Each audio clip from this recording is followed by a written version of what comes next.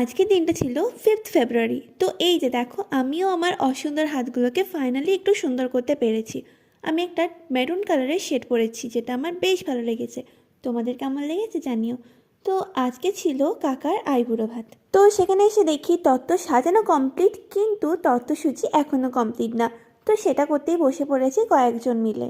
আর এই যে দেখো তত্ত্বসূচিটা, যেটা দেখতে কিন্তু ভীষণ সুন্দর লাগছিল। যাই হোক, আমরা এদিকে তত্ত্ব গুছোচ্ছিলাম, আর এইদিকে আমার ভাইয়ের দায়িত্ব পড়েছে এই পিঁড়িটাকে সুন্দর করে সাজিয়ে দেওয়ার জন্য। তো এই আইবুড়ো ভাতটা ছিল সন্ধেবেলা। তো সন্ধেবেলার এই মিনি ব্লগটা তোমাদের সাথে আজকে আমি শেয়ার করছি।